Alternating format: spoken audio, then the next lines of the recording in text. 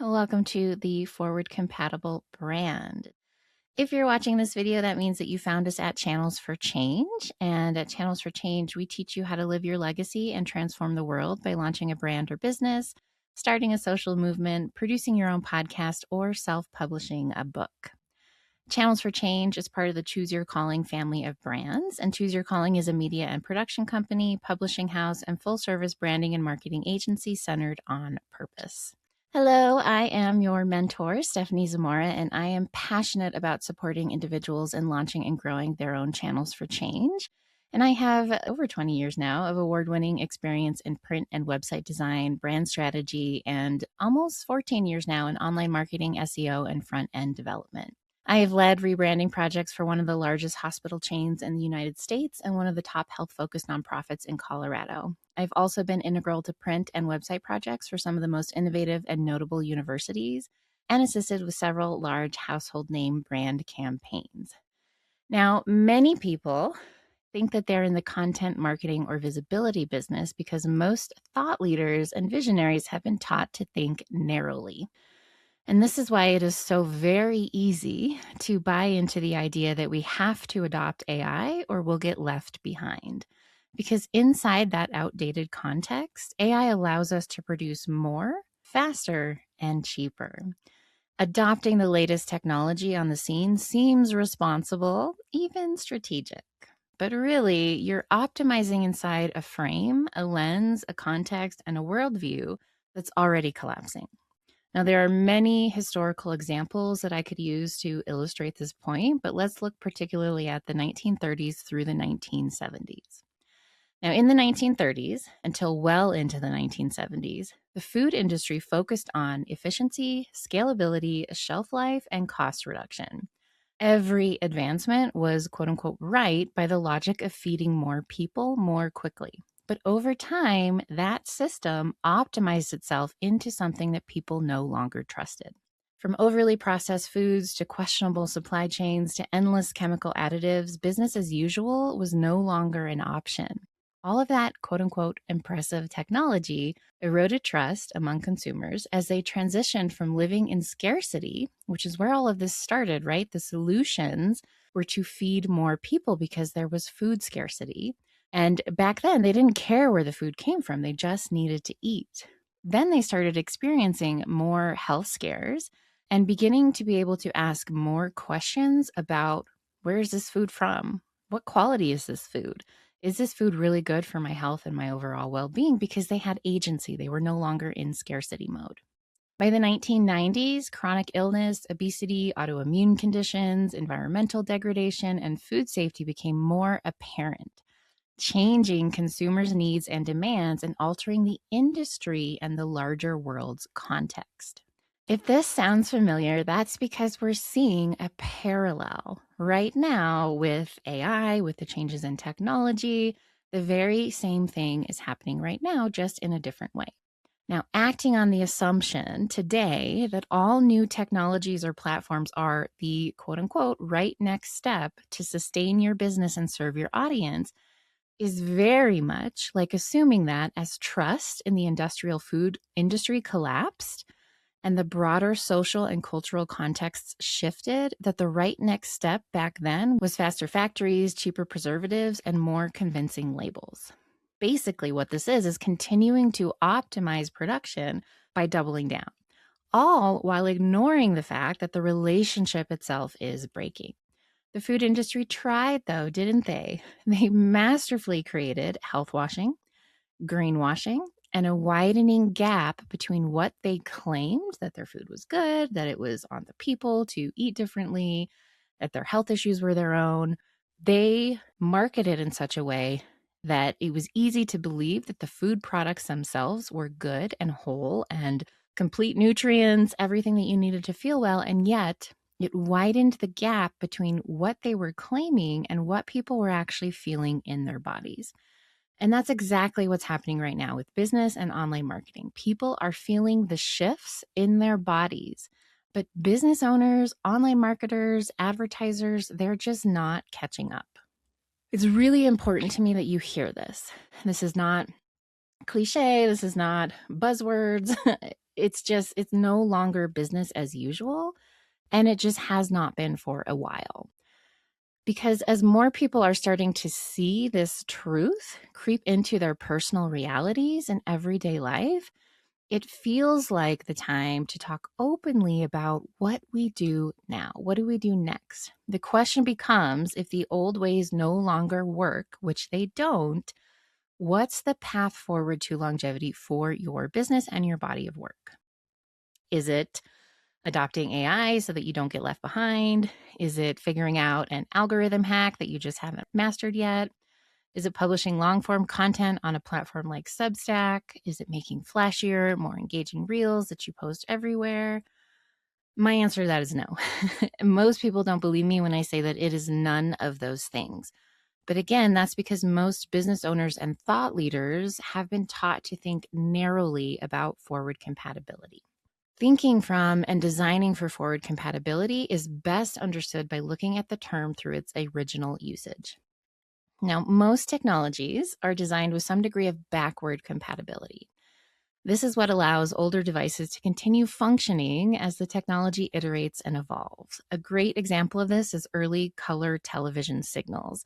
They were designed so that they were compatible with black and white TV sets, ensuring that people could still receive a picture, albeit not in color, without having to completely change out their TV set. This is known as backwards compatibility. Same with how your 4G phone might still operate in areas that are served by 5G towers. So that is when we're designing, we're thinking about what is the technology that exists that people are using, and how do we make this step forward compatible with that so we don't just cut everyone off.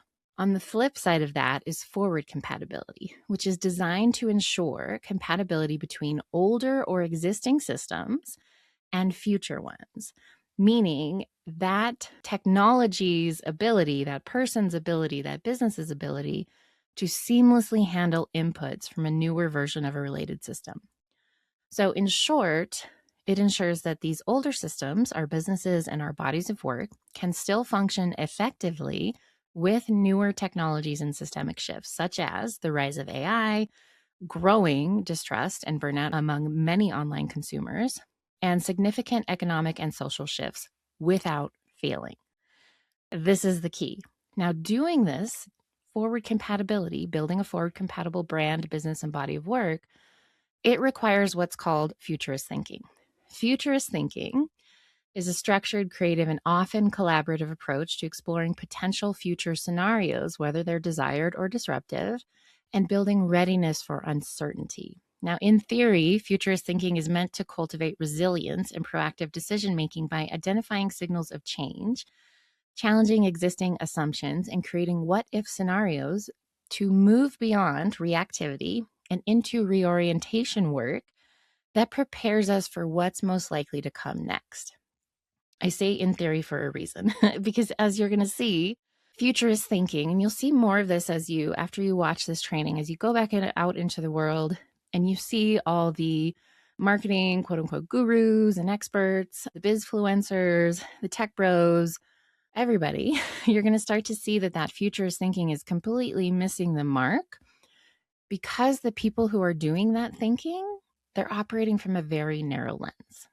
Most business owners were taught to focus on the following systems within their business. So marketing and sales, business model and offerings, branding and platforms, team and operations, technology and platforms. So when I say branding and platforms, I'm kind of talking about like what platforms does your brand exist on?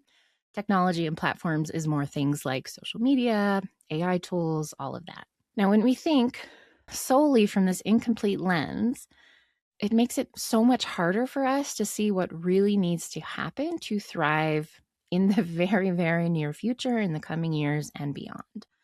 It's not wrong to think from these systems. I want to really clarify that. You're not doing anything wrong if you're like, yeah, what are you talking about, Stephanie? Like, these are the primary systems of influence in any business. And maybe you'd add some other bubbles, but they generally fall into these buckets.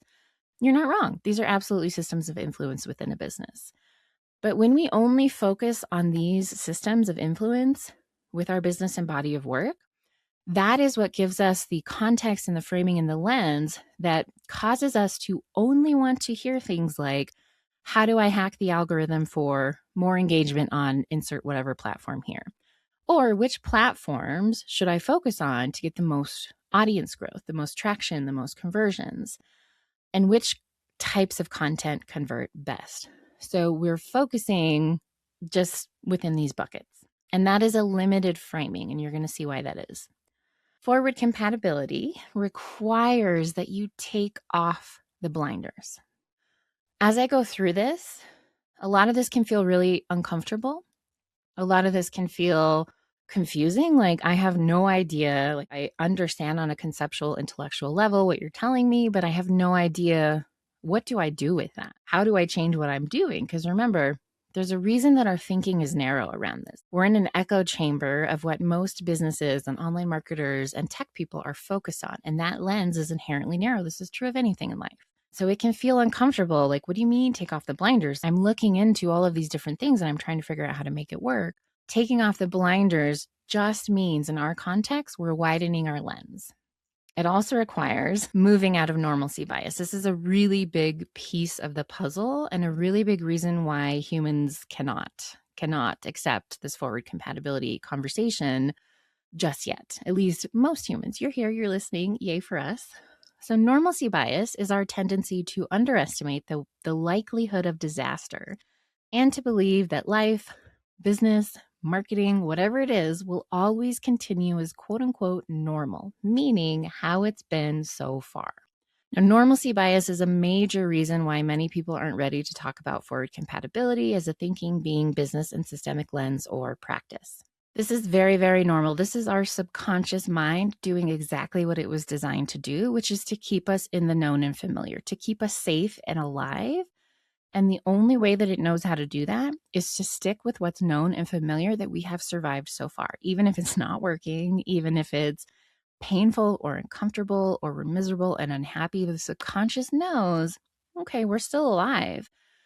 Anything that changes the known and familiar is seen as a threat to our lives, our actual ability to be alive and thrive in the world. So normalcy bias, even though when we think about it intellectually, for us to understand what's really going on is actually more useful for us to survive and thrive.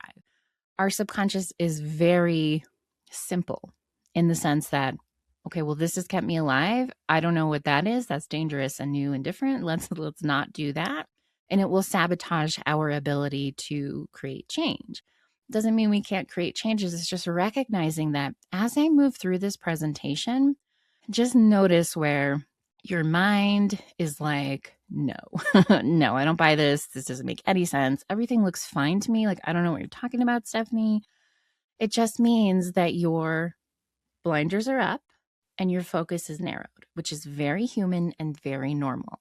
So we're going to start to widen that lens so that we can start to think differently about our businesses, our bodies of work, how we market, how we do business, how we serve the world in the way that we're here to do, and just notice where your body feels resonance, even if it's brief. So the way that our subconscious works is we might have that intuitive, that resonant feeling of like, ooh, there's something correct here. And correctness is just alignment. This feels right for me. This feels accurate for these times. And notice where your mind kicks in and says, no, let me show you all the evidence of how that's not possibly true and how everything we're doing is fine. We just need to go back to finding the right algorithm hack, trying different platforms, and just, learning from the people that are talking in a way that makes sense to me right now. But notice that tension that happens internally, because that's how we start to unpack our normalcy bias, is noticing how it takes over. If we look at just these systems, we're going to start here and we're going to widen from there. The reality is, and you've probably heard this a lot, and it can feel easy to dismiss because things very quickly become buzzwords, but it is correct that we are in a trust recession. We have been in a trust recession before AI, social media, and the way people have been marketing, the tactics that a lot of people teach and use, have increased distrust among consumers in online spaces. AI is only accelerating that. If we look at just marketing and sales, that is because of things like unethical marketing tactics, which use fear of missing out, FOMO, and manufactured urgency. There's absolutely a difference between I only have 3 spots and we start on Monday, and this constant opening and closing, this constant like, you're going to miss out if you're not one of the first, whatever, like you're a loser, whatever it is that they say, it's unethical. It is nervous system dysregulation in action. It's using false claims, hype-based income claims, the kind of I have the secret that no one else has that you've been missing out on, identity sales. So basically, I'm using my identity to market to you to say that you want to be like me. So you need what I have, and you can't have that unless you give me money. And also trading harm for attention. Everyone will teach you how to make a quick cut, engaging reel, right? Flash this, pop that, quick cuts, lots of text and things bouncing around. This is actually quite literally harmful to our brains when we consume content like that. We are harming our consumers' brains in the race for attention. This is all fueling the trust recession. Model and offerings. This looks like high ticket offerings, like we're talking 5K, 10K, 25K, 100K offerings with little to no value or substance. Cult-like leadership and communities, which is something that is very prevalent in the coaching community and is absolutely driving this trust recession, especially around coaching, understandably so. Communities and coaches, leadership that you don't question the leader. The leader is always right. Or putting blame back on the consumer, the client. It's things like, I don't accept criticism, like haters are a reflection that I'm living my purpose and they're jealous of me. If you criticize a leader of a community, all of their followers are going to come and attack you. And it's all going to be like this spiritually bypassing just grossness. Can't leave. If you try to leave, something's wrong with you. If it's not working for you, something's wrong with you. So stealing and repackaging, especially taking from historically excluded leaders, and no refund policies. Now, there are cases where no refunds are perfectly fine. And this is a decision point for each individual creator. If I give you access to a full program instantly and you download it, like looking at a book, if you read the whole book, it's not ethical for you to return that. Can you? If you read it quickly and you take it back, sure. But you got what you paid for. So there are instances where no refunds are okay, but situations where you can't get out no matter what, especially when and if you're not getting what you were promised, like that's not okay. So that's fueling distrust. Branding and platforms, false positioning. These are all the different types of washing. We speak specifically about purpose washing. There's greenwashing, there's rainbow washing, there's pink washing. There's all these different forms of washing. We're positioning ourselves, but we're not actually in alignment with that positioning. AI generated images and content are very much driving distrust among consumers. Unverified income claims, just saying I made 7 figures last year. Like, you just need to believe me because I'm amazing and look at all my aspirational photo shoots that I have. Manufactured or incentivized social proof. So this is something that we see a lot with book launches and podcast launches. It's not inherently bad to have a launch group that in exchange for early access to something, in exchange for incentive rewards, are invited to actually digest the content and leave an honest review. I use my book, my first memoir, as an example of this all the time. I had a group of beta readers. Most everyone loved it. Granted, they were people who had followed me. They left reviews. One woman emailed me and she said, I really loved so much about your book, but there were certain things that just made it hard for me to read personally. And I just want you to know that my review isn't going to be 5 stars. And I was like, great. And I think she gave me 3 stars. You can find it if you look on Amazon. I thought that her review was important. And yes, it can sting when we're a creator and people aren't leaving us the 5 stars that we want, but that's all ego. We want honesty. There are a lot of tactics that people can add to their website where you leave a Google review and it only pushes 5 stars to the actual Google page. All of that is unethical. All of that erodes trust. Incentivizing only good reviews, that is unethical. Deceptive SEO tactics, manipulative language, clickbait content, and unclear pricing. This is all amplifying our trust recession. Team and operations, things like the inability to unsubscribe. I signed up for something that took over 10 pages of clicking unsubscribe, like remove me from your thing. And then I had to click another button in an email, which was very easy to miss. So I didn't get charged again. That's not ethical. That erodes trust. No responses to refund requests when you have otherwise been very responsive, unclear billing policies or unethical practices, an underpaid and perpetually burned out team, and two-faced leadership. This is all accelerating our trust recession. And lastly, technology and platforms. So using, again, generative AI, gated opt-in offers that provide little value, hidden fees, difficulty getting support, or using AI agents and chatbots, and invasive technology. So again, if we look at just these systems of influence, the truth is we are in a trust recession. We were in that trust recession before AI came on the scene, and people feel that in their bodies. They feel it. Business owners need to catch up. Thought leaders need to catch up. Creatives need to catch up. We have to. And this is something that I like to share. There is the link at the bottom. This perception gap between marketers and their audiences. So the transparency paradox reveals itself in stark numbers. AI-generated ads with notice disclosures experience a 73% increase in ad trustworthiness, which is positive, and 96% increase in overall trust for the company. Now, that sounds promising until you examine the baseline. Only 38% of consumers share a positive sentiment towards AI, compared to 77% of advertisers who view it in a positive light. That is a huge gap between how marketers, advertisers, content creators, and business owners feel about AI compared to their audiences. And they're refusing to see this disconnect because AI is, quote unquote, making their life easier for now. It's actually accelerating a lot of the things that are going to make our lives and our businesses much, much harder. Even polished AI content faces a trust penalty, where consumers react warily when they sense a message was created by a machine. Perfect example of how futures thinking has become far too narrow.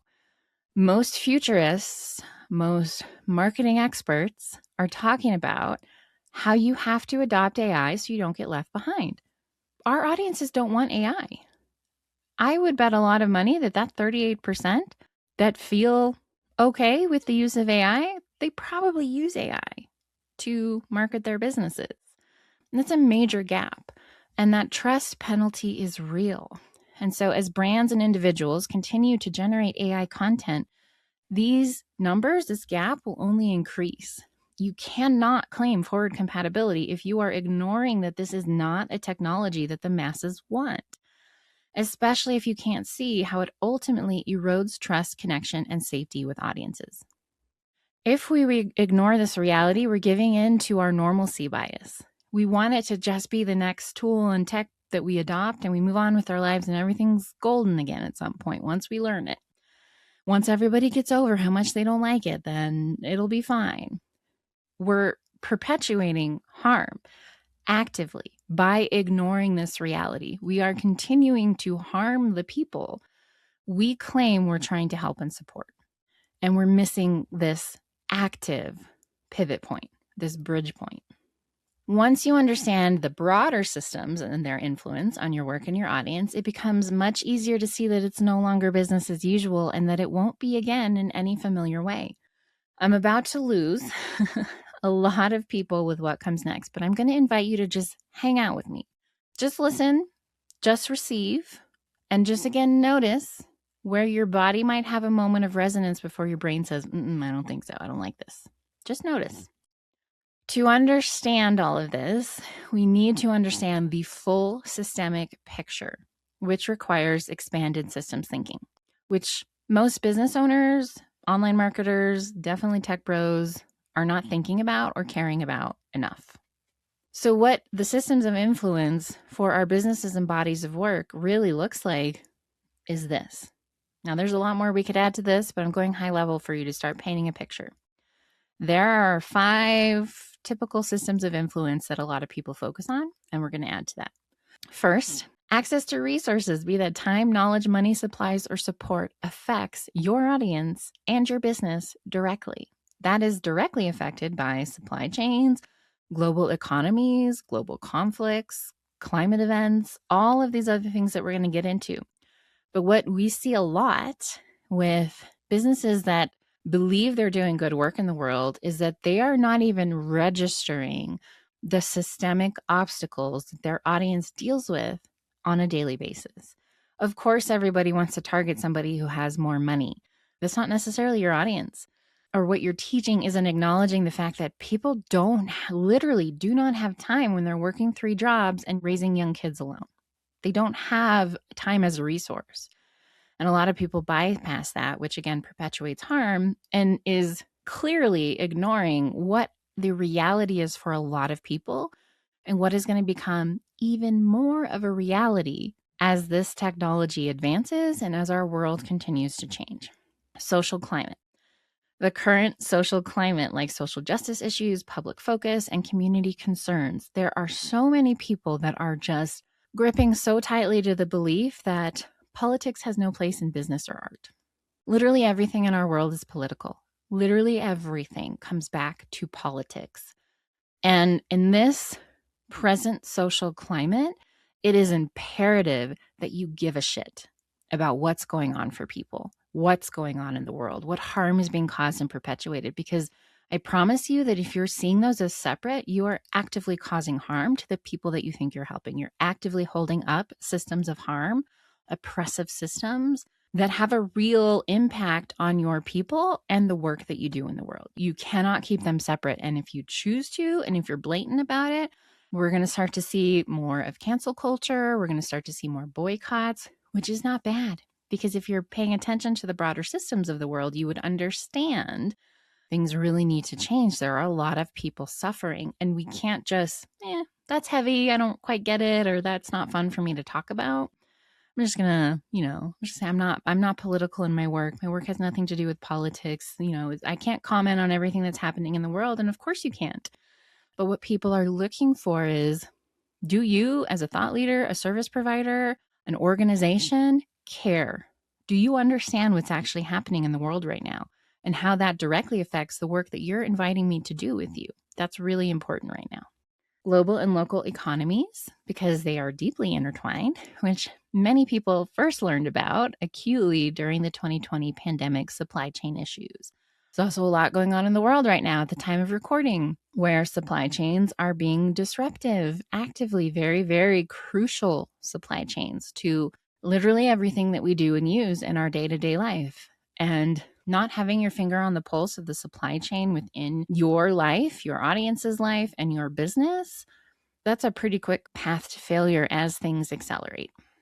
Natural disasters, which impact us even if we're not a brick and mortar business, because they affect entire communities, businesses, and therefore bank accounts. Us on the west side of the country regularly experience forest fires. It's going to increase because we're seeing a decrease in precipitation, in snowpack, which feeds the rivers, which feeds the aquifers, which helps keep everything moist enough to hopefully not completely burn down during the warmer months, and that it's getting worse. And a lot of people think that the fires are something that just happen elsewhere. Natural disasters just happen to people who live elsewhere. That affects everything. That affects their local economy, which then starts to affect our national economy, which can then, like right now, a lot of our crop fields are just burning in the Midwest. That affects everyone, everywhere. And just because it hasn't hit us yet doesn't mean that it's not coming for us and that it doesn't have an impact on what we do. Global pandemics, they disrupt commerce, travel, livelihoods, and income. They rapidly change conditions, both locally and online, which many of us experienced in 2020, whether we were the consumer at the time or an employee or we were a business owner. We had to pivot. We had to shift. Structural inequities. This is things like race, gender, class, ability, geography, religion, belief, who you choose to love, and historical inequities that shape access to capital, visibility, mentorship, and credibility. These systemic forces influence which entrepreneurs and thought leaders are funded, amplified, or legitimized, and who are overlooked. This is really, really important and something that a lot of people don't incorporate into their work and don't understand. I use myself as an example of this because I was the same. When I was first doing personal development work and life purpose work, I shared a lot of stuff that supported a lot of people, and I put my heart into it. And I had really good intentions to help people live their best life, find their purpose and their passions. And it wasn't until I experienced a traumatic loss that left me with PTSD that I realized that my work was missing a lot, was actually harmful to someone who was going through trauma. It's very much like just pull yourself up by your bootstraps. But if the systems literally were designed to keep you from ever even having boots in the first place, how can you pull yourself up by the bootstraps? That's not about your mindset. That's not about whether or not you feel and process your emotions fully. Are those parts of it? Of course, but they're not the full picture. And too many thought leaders, content creators, coaches, business owners are just outright failing to understand this about the world, their business and their work inside of it, and what their audience experiences. Now, I'm going to use this word failure a lot because that word doesn't upset me, because I understand that it literally just means to not succeed. So if you're getting triggered by the use of failure, it's something that you need to notice and do your own work around, because this entire conversation is about not failing. And we have to look at what we're doing that is, in fact, failure. We're not succeeding at it, not yet anyways. So just notice if you're like, oof, I'm feeling really bad about myself. I'm feeling like a failure. I'm feeling whatever it might be.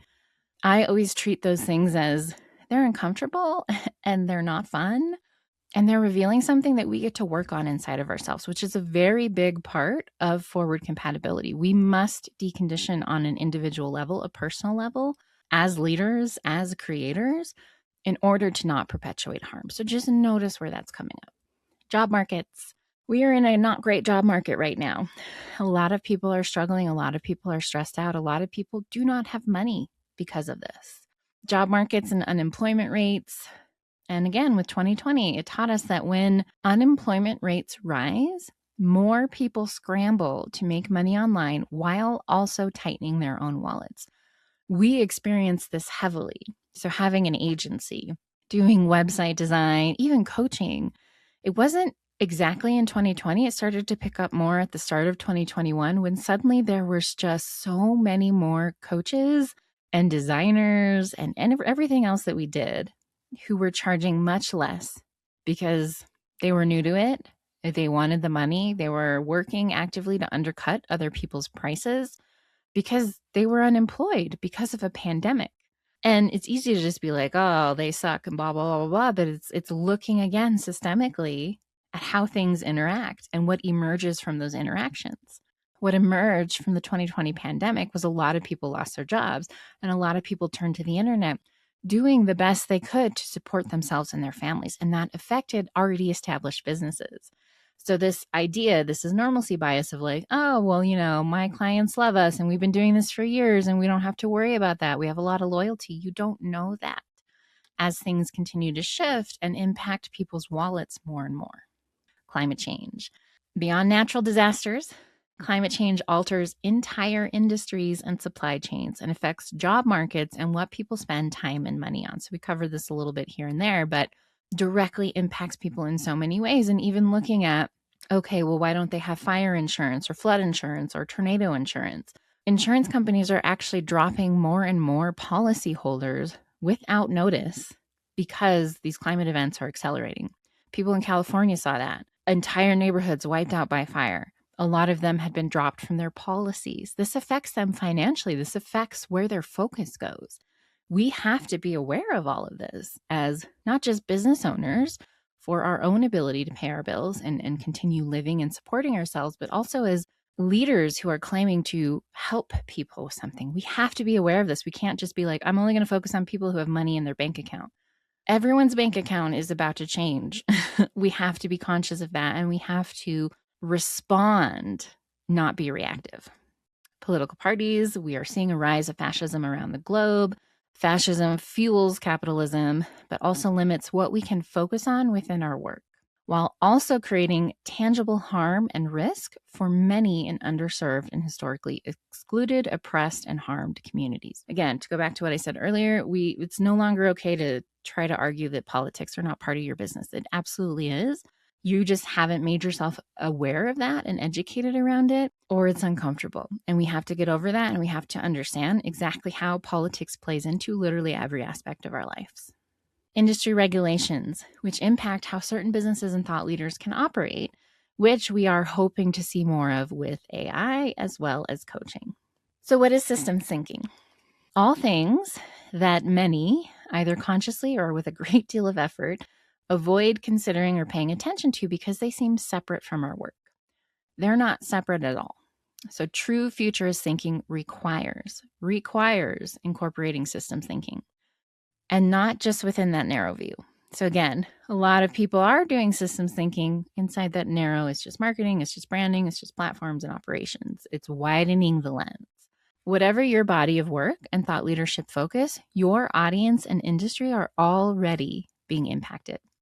And the sooner that you incorporate that reality into what you talk about and how you talk about it, the more people will turn to your ideas and authority to navigate these changes. That's your audience, your peers, your colleagues, and everyone and everything else within your industry. And I want you to really hear this.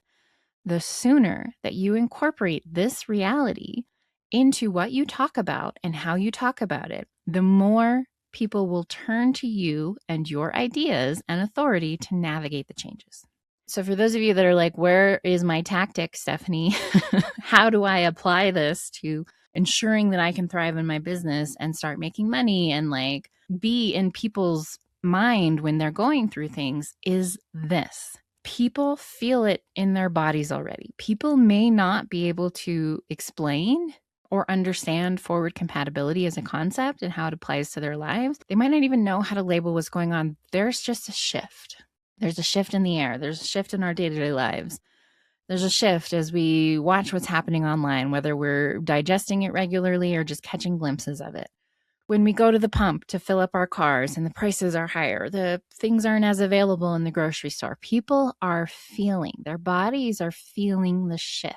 If you can be the person who names that and goes beyond just naming it and actually incorporates systems thinking into your work, that is the kind of trust that people are looking for.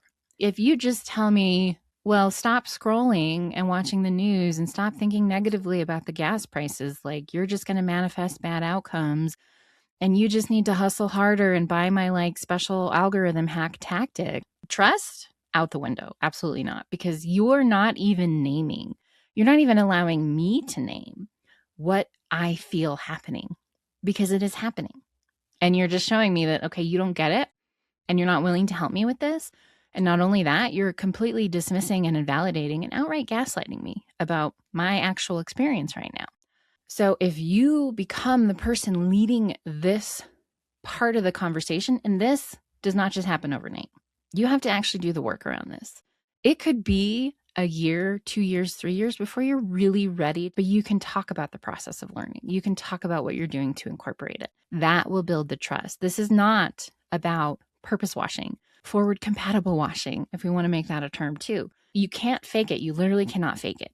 People will try and they will fail spectacularly. You have to have the receipts. You have to do the work. And that starts with deconditioning on an individual level, yourself as a leader, truly taking a step back to listen and learn and decondition from these systems of harm and the influence that they've had on you for your entire life, just like everyone. Okay, so you can still move forward, but it isn't a thing of like, okay, let's change our copy and just talk like weave in some systems copy here. That's not going to hold. It's just not going to hold. True futurist thinking requires widening your lens. So many current conversations from futurists, like I've been saying, push that idea that companies and creatives, they have to adopt AI so they don't get left behind. And for us, this is one of our biggest tells that an organization, a creative, a thought leader is not operating from forward compatibility in any sense of the word, because it ignores the reality that most consumers don't want or trust AI bots, agents, content. And I always say, hear me out on this. I'm not anti-AI. I am not a fan of generative AI, of someone who has worked very hard to build a voice for herself, to build a body of work, to build her processes over years and years and years. I am not a fan of somebody being able to take, and they've already done this, they've already scraped the internet, to take my words to train a bot that then just spits stuff out for someone else. I also truly, truly believe you cannot outsource your thinking if you want to be a thought leader. And that goes deeper than I think a lot of people believe it does. You just cannot. You have to be willing to slow down and go through the iterative evolution of your body of work, even forward compatibility. Most people will not truly do this work because they don't want to slow down, because they're still bought into the capitalist race and the FOMO of like, but everybody else is doing it and that person went viral with their video, even though it probably didn't convert into anything meaningful, but like, I don't want to fall behind. It's going to feel like a step backwards. It's going to feel like a slowing down. But in doing that and in documenting and sharing our processes and inviting our audiences along for that journey, we will build trust and momentum in a different way while honoring the fact that, look, I don't know everything yet. I still have my own work to do around this. People will trust that more than all the flashy income claims and the algorithm hacks that people are trying to sell them, because it's not working. So as a business, creative, or media producer, you directly participate in cultural narratives. If what you're creating isn't good for people or the planet, you're quickly going to find yourself on the wrong side of a boycott or getting canceled. Pleading ignorance to or saying that politics and other systemic conversations have no place in your work is a surefire path to failure. Nothing else that I teach you, and we're going to move on now, nothing else that I teach you will work if you don't understand this reality. There is no hacking forward compatibility. It is not a positioning tactic. It is not a marketing strategy. You can try, and you might even succeed for a certain amount of time, but it will not hold. It will have no real roots, and you won't be able to pivot easily. You won't be able to navigate as all of these broader systemic changes accelerate and completely reshape our world and our industries. It won't hold. And I really, really need you to hear that and to let it land. Even if you're not ready to go deeper into this work yet, I need you to let that little seed plant itself somewhere deep into your subconscious mind, into your heart, into your soul. There is no hacking this. There is no faking this at all. Let's get into the 2 steps for creating a content ecosystem that thrives. Thought leadership is a term that's thrown around quite a lot these days. It's becoming a buzzword, which is never good for the word itself. It gets kind of muddied up and people start ignoring it because they're tired of hearing about it. The reality is few understand what thought leadership actually means, let alone what it actually takes to become a thought leader in your industry. Thought leadership is not simply about sharing your thoughts with an audience, nor is it solely about being a wealth of information on your chosen topic or area of expertise. And let's just look at the definition of a thought leader. From the dictionary, thought leader, a noun, means a person whose views are taken to be authoritative and influential. From Wikipedia, an individual or firm recognized as an authority in a specific field. A thought leader is a person who specializes in a given area and whom others in that industry turn to for guidance. As the term implies, a thought leader leads others in the thinking around a given topic. The key words here are authoritative, influential, and leads others. Specifically, leads others in the thinking around a topic. Now, you can kind of tie that back to what I say of you cannot outsource your thinking. You can't be that to AI or to someone else. You are no longer the thought leader. You are not leading the thinking of that. So sharing ideas and gaining expertise is part of becoming a thought leader, but it is only the beginning of the process. Good thought leadership takes time and intention to build. It is not a marketing strategy for promoting products and services, but it can strengthen and increase marketing efforts, making them more productive. Good thought leadership is not rooted in inspiration, superficial influence, or aspiration, but it does inspire action, positively influence industries and the people within them, and help people aspire to more. Good thought leadership also is not a how-to or educational model, but it will inform people, expand knowledge bases, and broaden perspectives while cleanly shifting beliefs. Cleanly is very important here. So shifting beliefs is very much a part of thought leadership, but it is not manipulative. It is not gaslighting. It is not disrupting and dysregulating people's nervous systems. It is understanding that a person is here, and in order to move on this, just like this training, in order for you to truly do the work to become forward compatible, I need you to be over here. But right now you're back here. And that's not a judgment on you or where you're at. It's just the gap.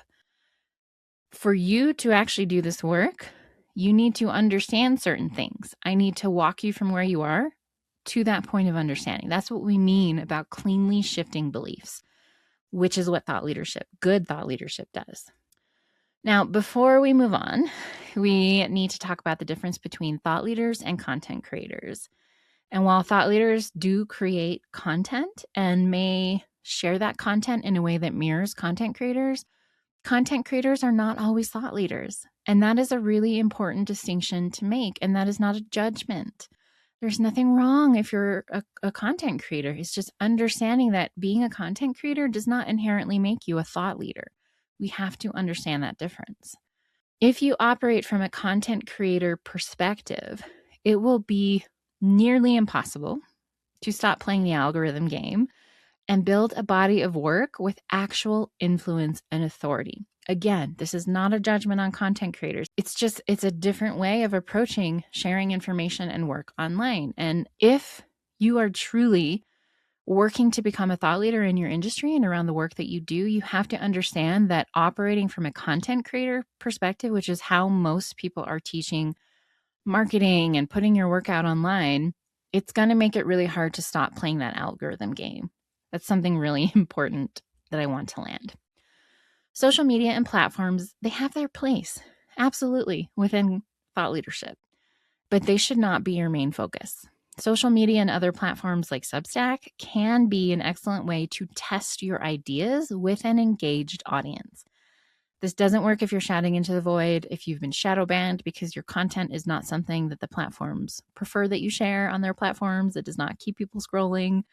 It works when you have an audience that engages with you, because then you can gauge feedback. If I put out this new idea like forward compatibility, which I've been testing in conversation and a little bit here and there, I can start to gauge. Now, I don't have very active social media followings because I don't play the algorithm game, and because I took time off, and because I share a lot of things about systems of harm that they don't like. So I am shadow banned into the depths of the darkness. But I don't use it to test my ideas. I use podcasts. I use conversations. But you can use these platforms if you have a somewhat engaged audience to test what's landing with them, to get their instant feedback, to see what people are sharing and saving versus just liking because your face is on it. However, it is very, very unwise at this point in time, and probably for the foreseeable future, to build your thought leadership content ecosystem on platforms that you do not own. Social media is a depreciating channel. This is a way of saying it that I learned from Regina and Njanu. It is depreciating. Very much like when you drive a vehicle off of the dealership lot, if you bought it new, it depreciates immediately. The second that you drive away with it, it is worth less. The current average half-life of content on social media that does not go viral or show on the Explore or For You pages is as follows.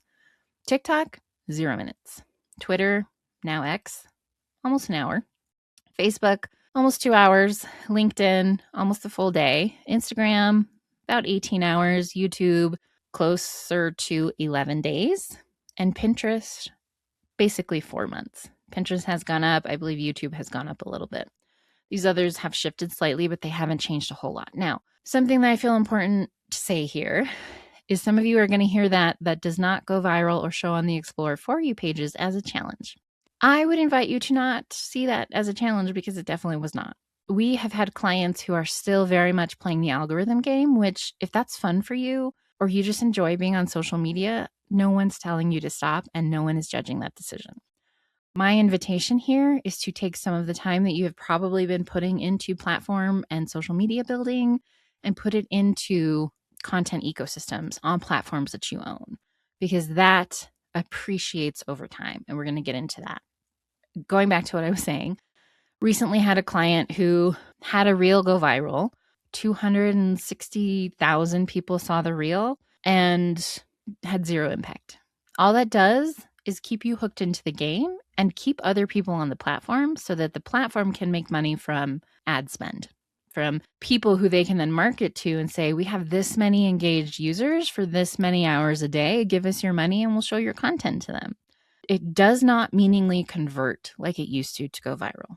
A lot of the times it just served up to more people while they're in their scrolling session, while they're sitting on the toilet or standing in line at the grocery store or drinking a glass of wine while watching TV and listening to their partner talk at the end of the day. They're not actually engaged with it. My invitation again is to just really let this land, that it is not what it appears to be. And anyone who is selling you algorithm hacks is only helping you help the platforms make more money. Very few people anymore actually get results from going viral or being shown on the Explore For You pages or even growing their social media following. You must widen your lens for true longevity in your industry. Short-term thinking includes centering social media. So working to grow social media following because that's what all the bigwigs are doing, leaning on AI to keep pace with everyone else, to make short videos because the algorithms prefer it, and feel utterly overwhelmed and burned out because you are doing so much but not getting anywhere. Platform hopping is another one, thinking that you can just move your post and your newsletter to Substack because that is what's hot right now. And wouldn't it be great to have paid subscribers in exchange for all of your efforts? So you write and you write and you write and you share your notes and you restack your posts and you're trying to entice people to give you that $5 a month by modeling what the bigger Substacks are doing, but that's not working either. And you're frustrated. And Substack is a great example of the life cycle of any platform. It may start out well-intentioned. Substack did not have an algorithm. Substack was all about writing and community. Now, what do they want? They want YouTube's traffic. So they're prioritizing video now over written content. Eventually, they're going to have an algorithm if they don't already. Eventually, they're going to have ads. Threads, what Threads' intention was to take all of the people off of Twitter and X and move them to meta platforms. So what did they do to do that? They made it just open. Did not have ads for quite a while because they waited until they got as many people as they could on the platform. But if you look at Instagram, it's becoming Facebook. Facebook changed because, again, it's all about making money. It's all about how do we get the most people to sell their attention to advertisers. It is not about helping you get your content in front of people. It is certainly not about helping you make money. That's why it's so frustrating. And it's going to be this never ending like jump from this platform. Oh, there's this new social media. Let's try that. None of them are going to be what they used to be. Even if someone creates something well-intentioned, like let's just have the new Instagram. Let's just have like where we just get to chat and everything is in order. They're going to sell that at some point. Someone on the board is going to be enticed by, well, if we just add some ads, we can make more money. So you have to understand, again, widening our lens and systems thinking, capitalistic society, what really is the end goal of what these people are doing? It is not about connection. It is not to support our businesses. Short-term thinking also includes trusting bizfluencers.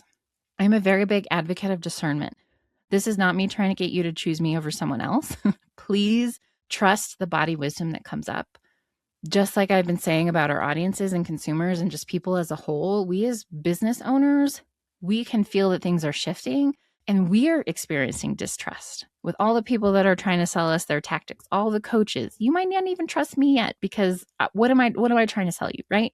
And yes, I'm going to give you a couple of options of how you can keep doing this work. It's going to be real quick because I trust you to make the decision that's right for you. And so take this piece with that discernment lens.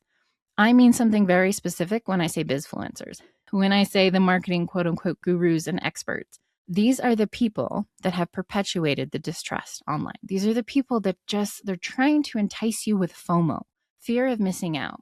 And I am talking about how we are at a pivot point, a bridge point. Things are changing quickly and we need to pivot quickly. That is not about activating your nervous system so that you buy something from me that you could easily buy in 2 years if that's what you want to do. My urgency here is that I want more purpose-driven people to understand that things are changing dramatically and they're changing quickly. It is more important to me that you understand the systems thinking piece of it than anything else in here. Because nothing else that we do, I don't care if it's something I teach you or something someone else teaches you, is going to work and hold if we don't understand the system thinking piece, if we don't understand forward compatibility as a lens and a framing and a context. So what I mean by trusting bizfluencers is signing up for another marketing guru's program to build out a classic funnel where you have that automated webinar, or you put all your ideas into a proven blueprint, and then you share these flashy claims and all these like, oh my God, wow, testimonials and your income claims and what's possible if people just buy this from you. Because a lot of times you're going to find that it's not converting how this bizfluencer promised you. And you're going to start to doubt yourself and your incredible work. And that is because there are a lot of people who are capitalizing on the fact that people have desperation because they're seeing and feeling the changes. Reach and engagement is just dropping for people across the board, across all platforms. People's spending habits are changing. People's attention is shifting. People are feeling differently about being online just in general, let alone engaging with brands and people who are selling them things. A lot of the times, what these people are selling is kind of a pyramid scheme. They're selling something that works for them because they're selling to people who want what they think is working for that top person to work for them. And they're going to sell it in the same way to similar people who are in their network. And it's not actually rooted in what works in a consumer audience for a particular type of brand. It doesn't have flexibility. It's all anchored on the fact that look at how much money I've made from doing this, which is why I don't lead with that. For one, what we teach with forward compatibility, specifically around content ecosystems, is something that takes time. It takes time to build up. It takes time to even just build in the first place, but to start getting traction and to start converting. And I don't think it matters whether I've made $100,000 or $1 million.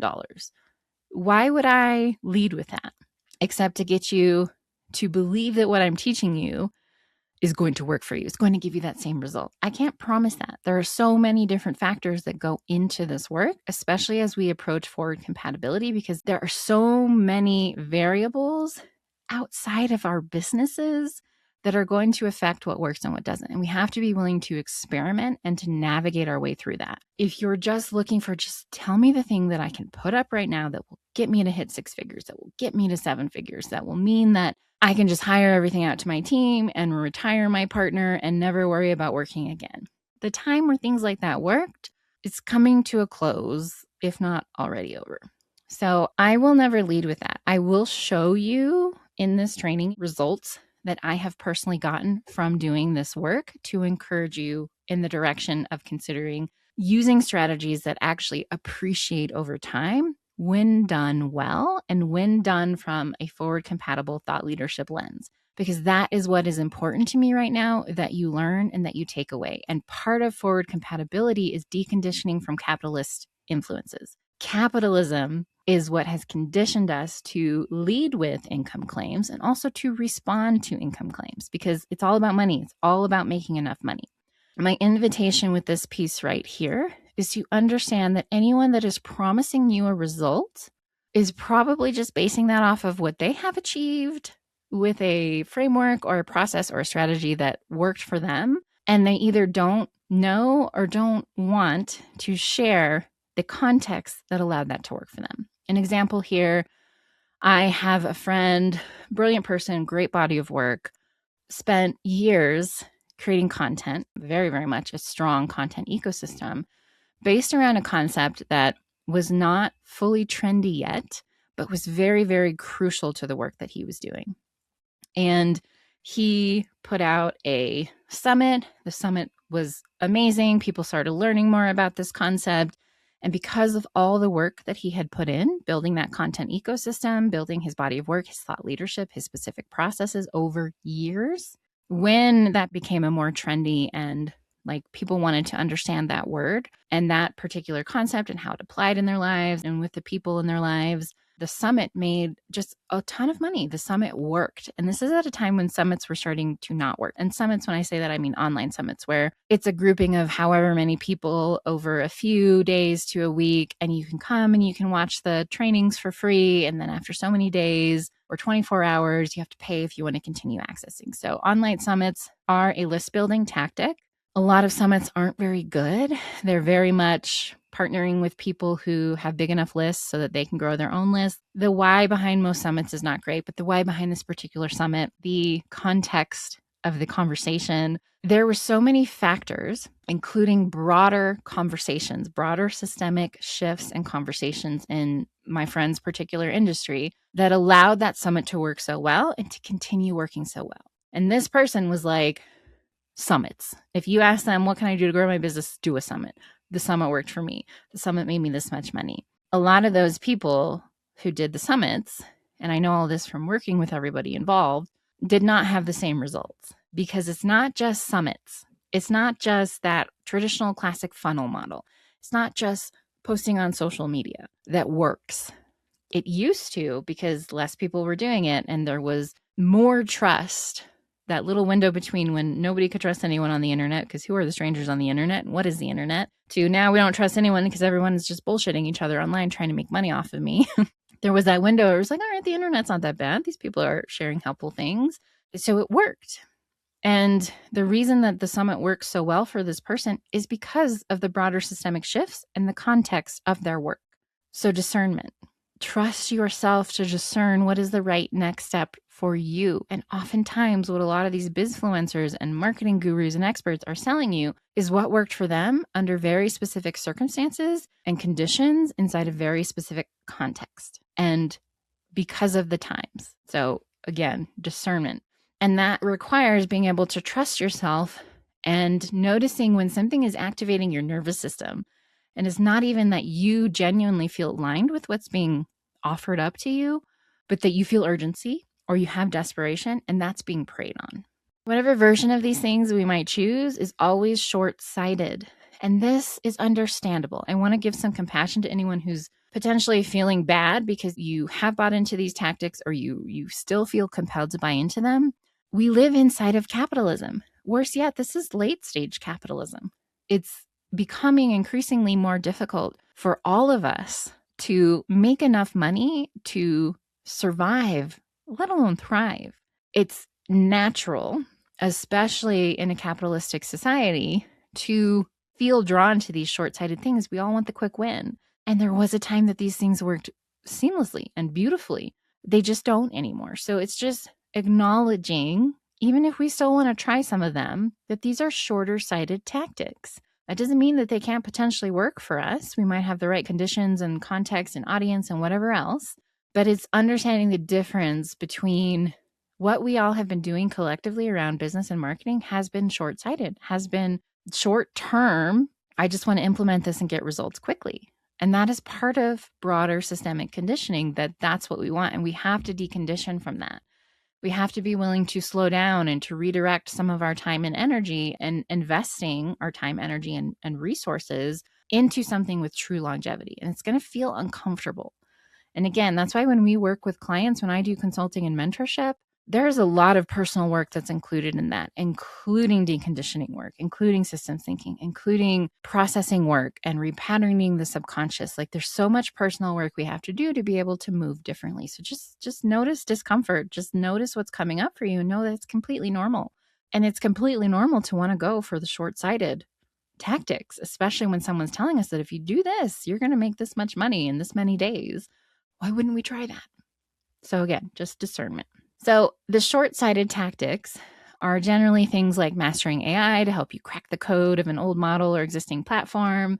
It's finding the hack or the quickest path toward money, success, and reach. And it's certainly not considering the larger shifts and trends that are at play, including the fact that these old models rarely work anymore. Like I said, if someone is teaching them because it worked for them, they likely built enough success before these shifts and don't understand or don't care to inform you about the current climate.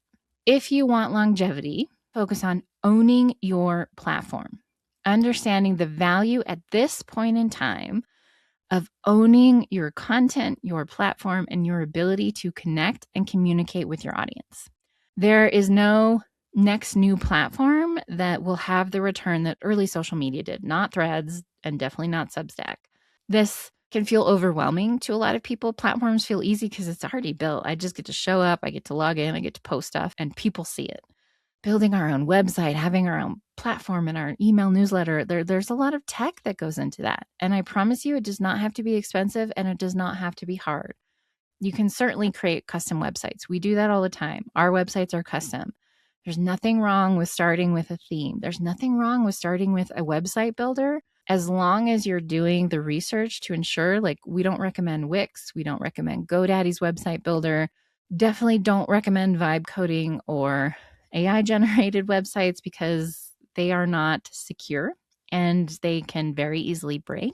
But there are other options. I mean, Squarespace, if you want something that's just out of the box, give me a theme, log me on, let me do it. There is a learning curve, but it doesn't have to be this crazy, overwhelming, super expensive thing. There are ways to do it and to do it well. And you can, as you grow, then you can invest money into a visual brand.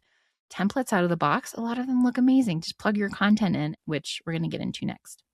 Owning your platform. There are far too many people who have lost hundreds of thousands of audience members because Meta decided one day that they didn't need to have an Instagram account anymore, or their threads got deleted, or they get shadow banned.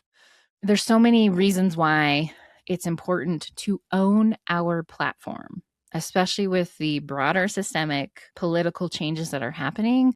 We don't want the billionaires deciding what we get to talk about and who we get to talk to. If you want longevity, focus on ideas, authority, and influence. Once you have your own platform, you want to focus on ideas, authority, and influence, which is not being a social media influencer. That is very, very different. We're talking about actual authoritative influence, influencing the thinking and the direction that our industry and our work is going. And this is about anchoring your brand in substance that endures. What truly differentiates a thought leader is their ideas, meaning their unique lens, frameworks, and authority in shaping conversations. Without that, you're just another voice repeating the same advice, which there is a time and place for. Just like content creation, there is a place for that. But this work that we're doing here is very much about thought leadership. If you want longevity, you need to focus on ecosystem building. So short-term tactics like viral posts, doing trends, quick ads, they're like sugar hits. They create this spike, but it's not sustainable. It's actually taxing and harmful to the body. An ecosystem creates steady growth and long-term resilience. And we're going to go into how to do this with the SEO content funnels and distinct thought leadership. Now, if you want longevity, focus on designing for adaptability. And this is about building a brand that doesn't just survive change, but can flex with it. Industries evolve so quickly. Tech gets disrupted, regulations shift, consumer priorities change. And if your model is rigid, you're going to break when that happens, when things move and shift like they are. And they're going to shift more and more rapidly. If it's adaptive, then you're going to better thrive in these changing transitions. If you want longevity, focus on incorporating systems thinking. I repeat this a lot for a reason. It's very easy for our brains to go, oh, okay, and then gone. Because I don't like this. This is uncomfortable. I don't know what it means. I don't know how to do it. The truth is that our world is changing, and those changes are only going to accelerate. If you're incorporating that lens, that reality, and those considerations into your work, you're building longevity. You're building forward compatibility. Because what happens when the climate changes even more? Be that environmentally, our social structures, our ability to stay safe and secure, political atmosphere, global conflicts, all of those result in changing access to resources. What happens then? We have to be thinking about that. We have to be aware of it. And if we want to focus on longevity, we have to exit the echo chamber. That's a big piece of it. So many thought leaders are stuck repeating what their peers say, optimizing for algorithms, or mimicking quote unquote best practices. And this leads to a lot of sameness and fragility within our work. The bubbles that we're also talking about right now includes AI. Everyone is racing towards it as if it's this much needed solution to our problems. But the more that we use AI, again, to go beyond, like this is beyond just talking about how it's going to change our work, how much money we're able to make at our work, whether or not anybody wants to pay us for our work. Everything broader systemically is very much impacted by the use of AI. And the more that we use it, the faster we accelerate these shifts. The faster we accelerate the need to pivot, to change our business models, to change how we make money and how we engage with people. So many people they aren't making that connection because they don't have that broader systems thinking lens. To exit the echo chamber, we incorporate a systems thinking lens, which a lot of people are not doing. So that automatically gets you out of the echo chamber. We stop following anyone who doesn't incorporate a systems thinking lens, because that is going to only reinforce our very narrow and limited beliefs and our ability to expand our conversations. Start developing true thought leadership and publish on an optimized platform that we own. Let's get into thought leadership content lifecycle. A lot more that goes into this, but on a high level, we are starting with testing ideas where our audience is. That might be social media for some of us if we have an engaged following. That might be Substack if our Substack has reach. That might be podcast guesting or meeting people at networking events and having conversations or DMing with people. It's about testing these concepts. And then we take what we see is starting to get legs and grow roots, and we iterate those ideas into larger pieces. They then become our blog posts on our platform. Ideally, they become videos on YouTube because YouTube is a search engine. We create our own podcast, or we go on bigger shows with podcast episodes about these larger ideas that we're evolving and iterating, or we do guest posting and we get features. And again, we're seeing what gets more traction. What are people responding to? What are questions people have? And then we have further evolved those pieces into authoritative assets. These are our pillar posts, which is part of SEO. It's a long form video. So maybe we tested shorter videos on YouTube, and now I'm going to create, this is a long training. If I put this on YouTube, that would actually perform pretty well. Short books. We have a bunch of short books. I'm going to show you an example of one. Programs, we're TED Talks, we're evolving them. We're testing them. There's this life cycle that comes with thought leadership content that sometimes exists within content creation, but is not as clear or as intentional of a practice. So let me give you an example. Awesome Life Tips was something I started doing in 2011, I think. And we created just a ton of daily tips that went out every day for years. And this is my first mention, this Awesome Life Tips graphic of cultivating confidence. It's like a word in a bigger idea. But people loved that idea of cultivating confidence. So I wrote about it.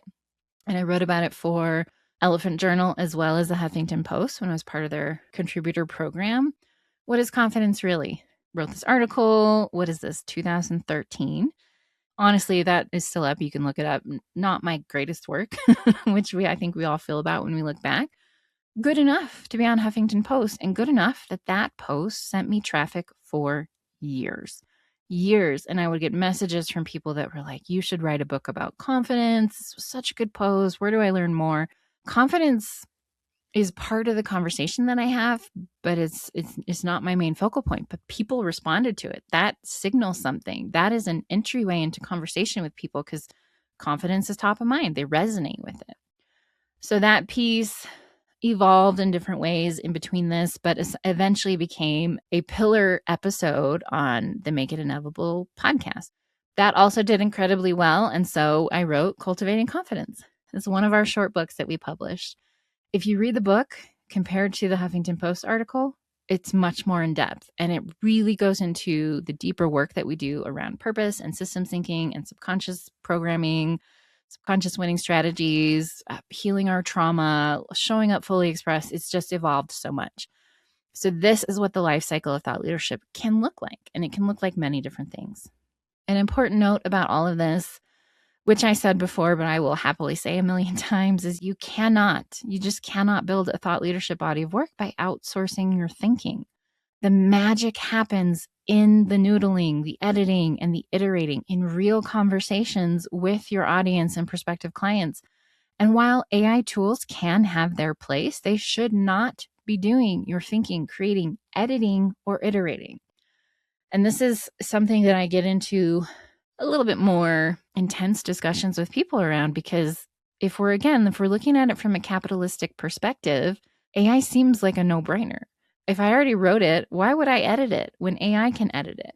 If I don't think I'm the best writer in the world and AI can craft it so it's more readable or people can comprehend what I'm trying to say better, why wouldn't I use it? Because when you go back through it over and over again, it anchors in you. You start connecting dots differently. You learn how to language things in a way that is understandable to people. That has to happen inside of us. And there are certainly times where we get so stuck in something or we're so trapped in our own bubble that we need outside perspective. Why would we not want that from real humans? Especially those who that is their skill set to help people with. They're our ideal audience, so they can help us kind of like, help me understand how this is showing up for you so I can think about it differently.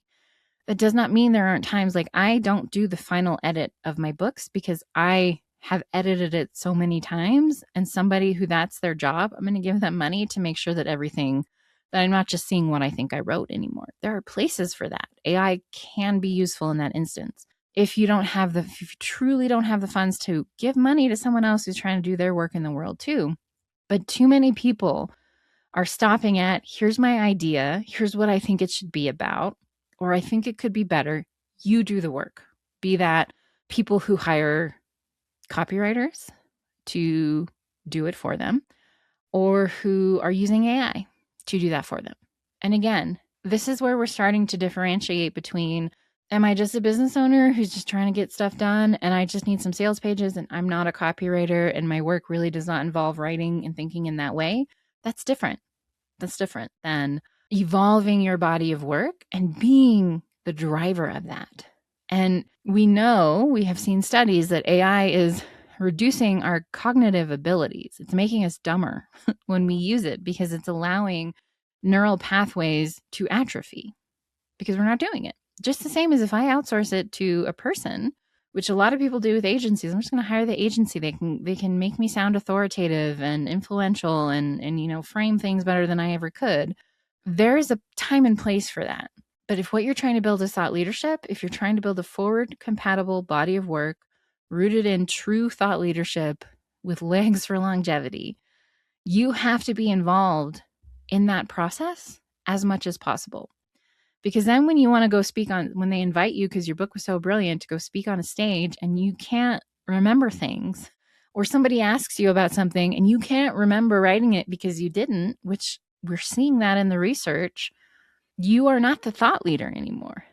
You are a co-creator with either another person or a bot. And I feel very strongly about this. And this is where I also reiterate, I'm not a fan of generative AI as someone who has created content online for years, who it can now be easily stolen and produced, my voice. I'm not anti-AI. I am really hoping that more people can understand the importance and necessity of not outsourcing your thinking if you want to be a thought leader, if you want to create a body of work with legs that is actually impactful. You can ask me to talk about literally anything, and I will find a way to weave in purpose, forward compatibility, systems thinking, trauma healing, subconscious winning strategies.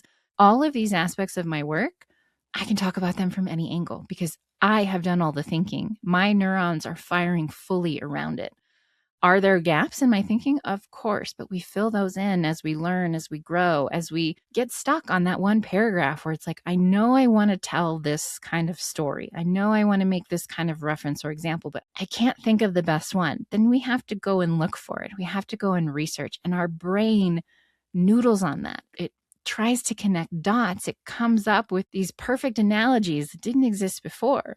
As an example of that, journey mapping is one of our programs. It's all about healing after challenging chapters and big life transitions, these hard things that we go through. In developing this work and trying to talk about how these seasons can crack us open to our true purpose, I was able to come up with the analogy of we're like glow sticks. Glow sticks are these solid hunks of plastic that take up space, that exist, that have a shape and a form, but it's not until we bend them and crack them until they break that we know the beautiful color that they're meant to be, like that their light shines. That came from being like, how do I put this into an example that will make sense to people? You have to be doing your own thinking. Now, people want to ignore me around this, and I get it. I completely get it. And so this is where I also like to remind you that there is a trust penalty with AI. It's just there. And it doesn't matter that all the marketers and business owners love it for productivity and saving them money on outsourcing to other people. Like, there is a trust penalty.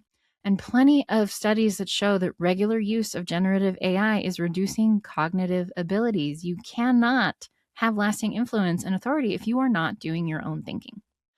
Good news, SEO content funnels, which we're getting into next, they require less and less content creation over time when done well, which means that there's really no need for the exponential output that AI promises us. And there is a darker side to AI. They want us using it so much, not because it helps us, because it helps them with their end goal of selling intelligence back to us, because they've dumbed us down now. Now they can use it as a utility. So what is search engine optimization?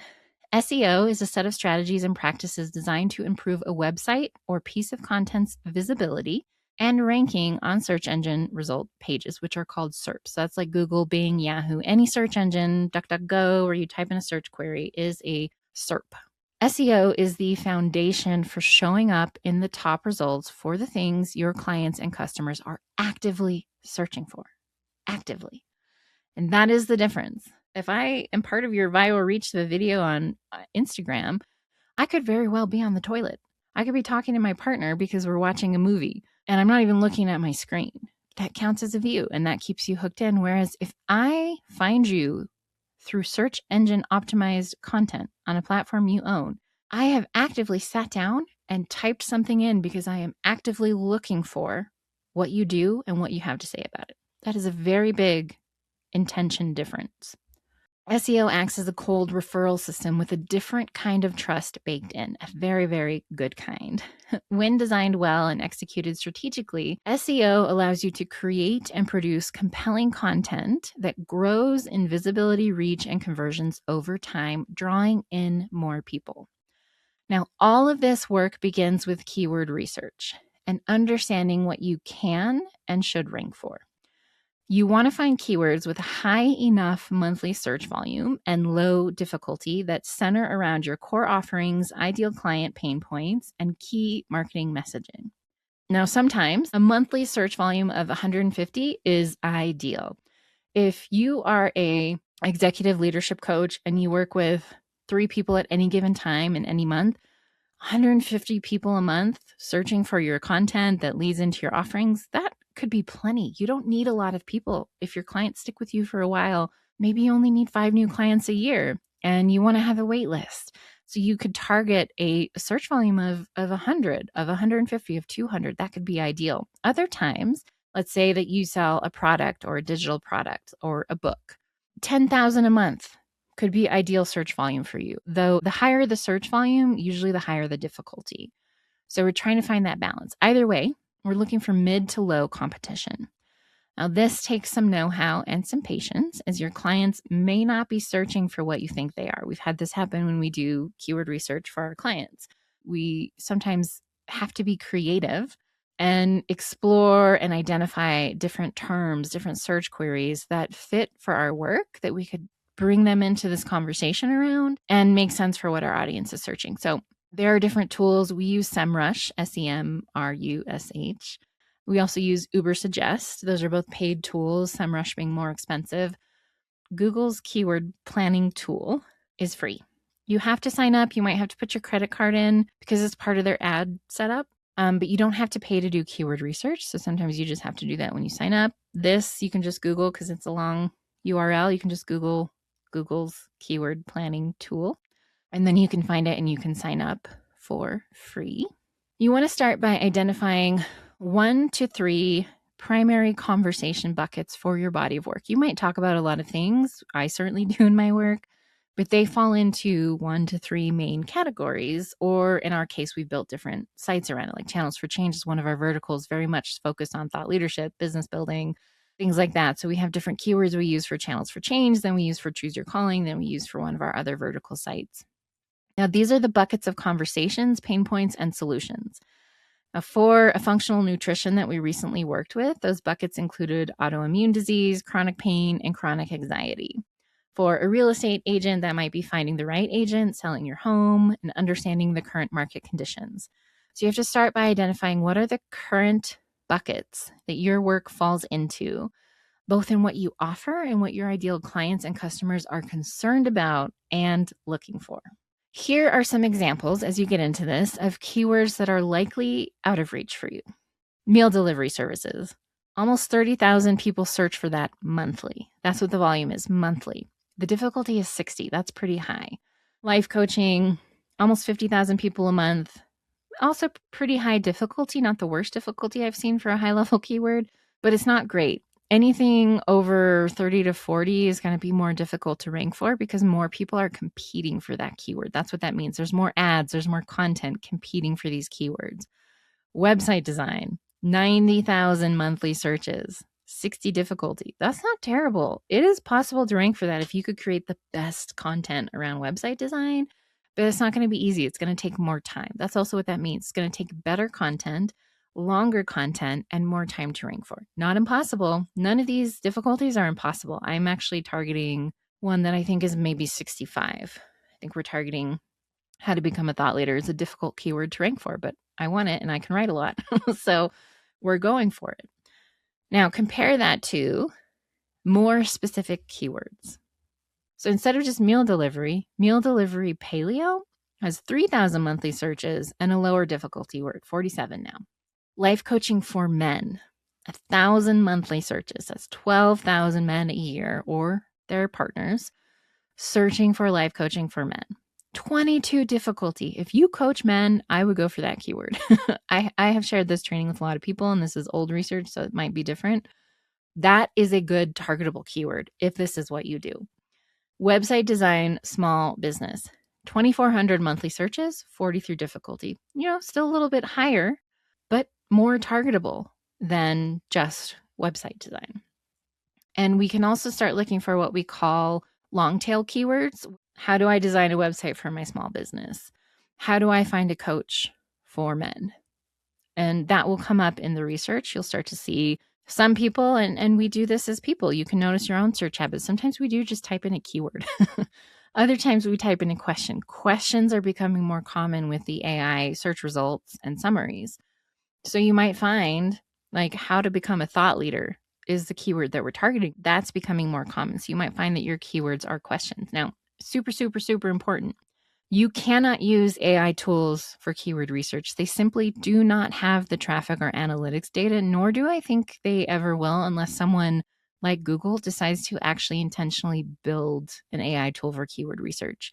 I have feelings why I don't think that they will do that. I don't think that's beneficial for them. But as of now, you can use it for suggestions of buckets of where it thinks you should start, but it just does not have the data. It does not have the data to actually give you good keywords to target.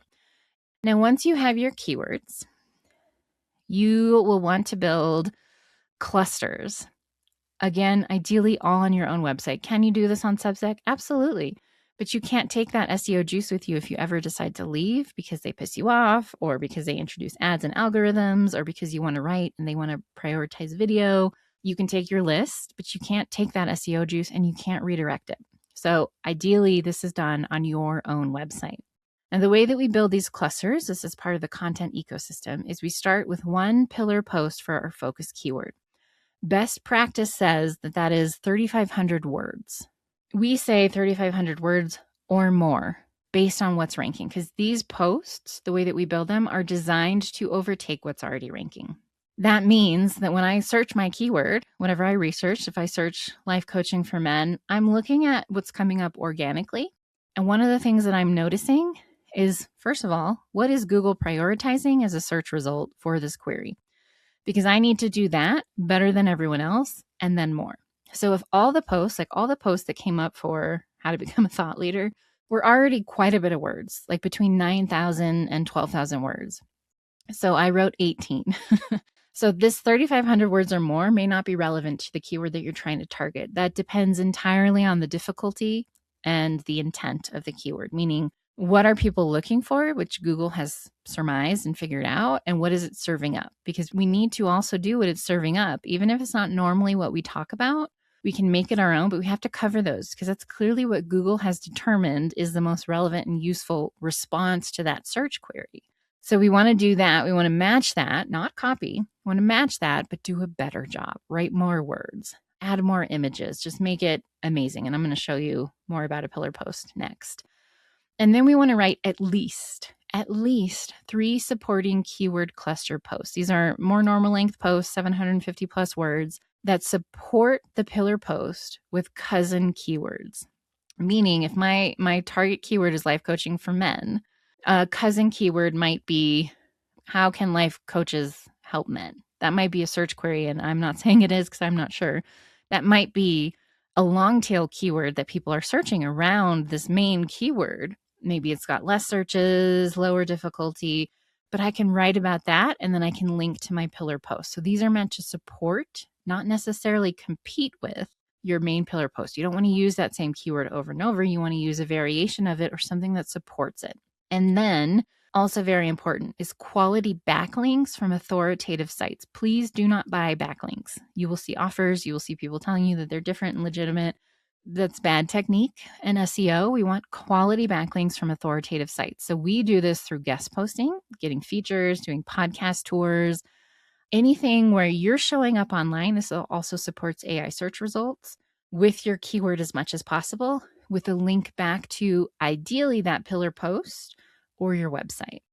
And this tells Google and other search engines that, okay, well, these sites have decent authority because they've been publishing for a while, and this podcast is always putting out episodes, and this website always has new articles. And here is Stephanie again talking about forward compatibility or life purpose or whatever it is she's yapping about.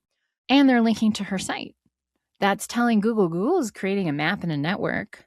And part of what allows you to rank is having higher authority, which has to do with the technical elements of your website as much as the content, but also, are there quality sites linking to you as a resource? That tells Google that, especially if they're higher authority, like Huffington Post, if they're linking back to me and I have a do follow link from their website, that's Huffington Post probably has good authority. And that's going to tell Google like, oh, she seems somewhat important because they're linking to her. So that's how we build quality backlinks. Now, what is a pillar post? These are some examples. I'm going to show you some examples of our pillar posts. These are specifically from Pinpoint Your Purpose. That's where we're putting most of our SEO energy right now.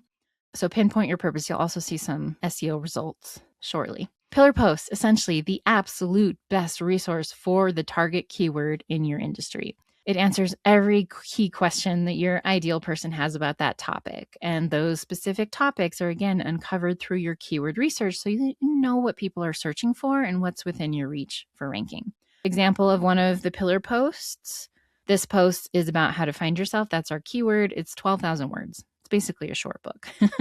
Inside of that post, and you can go to pinpointyourpurpose.tv to see exactly what we're doing so you can model it.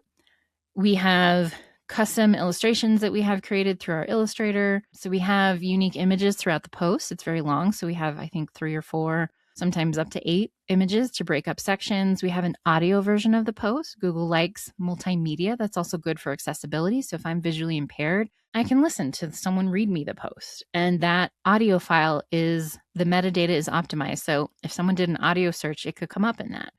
You'll see that there are different sections and headings and lists, both bullet and number, how-to, infographics, video where it makes sense, a couple of opt-in offers, and then a call to action at the end. So it is like we're showing Google that not only am I saying the best and better than anyone else has on this subject so far, because I looked at what they did and I did a better job, but I'm giving them a lot of accessibility options. I'm breaking up the content. It's easy to digest. There's videos they can watch. We don't want to overdo it and overwhelm people. But you think of it as like, we want someone to find this page. I'm actively searching how to find myself. And then I find this and oh my gosh, I'm going to read some of this. I'm going to digest it. I'm going to come back and I'm going to watch that video. Like I'm going to engage for a longer amount of time with both the content and on the website, which is a good signal for Google to rank your content higher. But I'm also, by the time I get to the end of it, you didn't just give me a high level. You really answered my question. And now I have a greater level of trust. I'm still a cold lead, but I have so much more trust for this website and this person, especially because I can watch a video of her yapping. I have infographics, there's resources, and she gave me so much for free. And this is scary to some people. And I really believe that that is a scarcity mindset. But also, if you have not developed your thought leadership thoroughly and deeply enough and evolved it and iterated it over time, this can feel really hard because for some people, this post might be their whole program. Because I've been developing my work over so many years with such depth, it's very easy for me to basically write a book for you online and still have more to give you beyond that. So this is, again, why I'm very much do not outsource your thinking. You have to be willing to evolve it and iterate it over time and to continue constantly growing and developing new elements to it. And that makes this so much easier. Cluster posts, again, you can see these on the Pinpoint Your Purpose website. These posts support the How to Find Yourself Again pillar post. I'm a long-winded writer, which fares well for SEO. So these are not the 750 to 1,000 words to 2,700 words, 3,600 words, 1,300 words are my supportive posts. And again, you can see those are just straightforward blog posts. So shorter, again, it's relative. It's relative based on your keyword research and what you're trying to target. Quality backlinks. Again, just to go into this a little bit more, these are reputable, relevant, and authoritative links from external websites that act as votes of confidence, significantly boosting your search engine rankings and referral traffic. So we generally recommend guest posting, seeking feature opportunities or industry awards, and doing podcast tours. They link back to your website. That's great. That ups your authority. Most people will do that, and that way people can kind of explore things. But if you can find a way to work it in and the other people are willing to let you, having a link directly to your pillar post with the keyword in the link, that's going to help as well. Now, the big question, how long will it take to rank? And this answer depends entirely on the keyword that you choose, the quality of your content, meaning did you do a much better job than what's already ranking, which you cannot do with AI because it's going to pull from the average content that is on the internet. And so you're not doing a better job. You're not bringing unique angles. You're not being more useful and relevant than what's already out there. And that's really important to ranking, as well as some technical aspects of your website. But I'm going to show you what's possible because I don't want you to get hung up on. A lot of SEO people focus on, how's your website doing? What are the tech issues? Do you have enough backlinks? And I have an example of why, if you do the content well, that can actually be less relevant. So stephaniezamora.com, I have had the site since 2009, has a ton of content on it. I had recently redone it, so visually it was looking better, but it wasn't super fast because it had so much media and content on it, and I just hadn't gotten to that.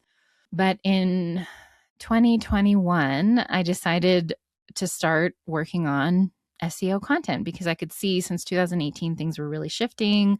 And it's just where I wanted to shift my marketing efforts because social media was just already on a downtrend and only going to get worse, which we've seen. And so I wrote a few pillar pieces just on some keywords that I had researched, put them up, and that was it.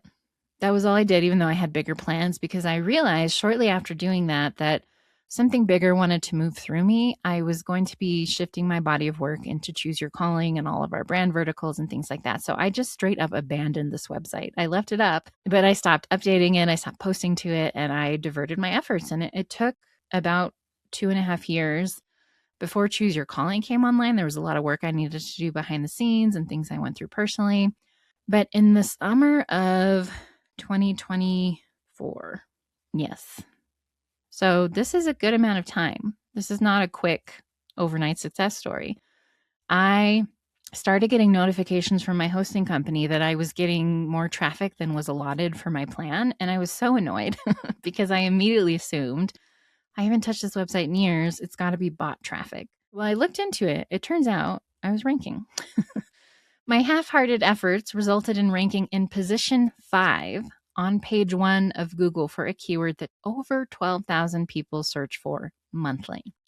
Among the variations, so self-worth, self-esteem is the keyword that I was ranking for, but I was also in different positions for these other keywords, all on page 1 of Google. Low self-esteem, self-worth, 18,000 people a month in position 8.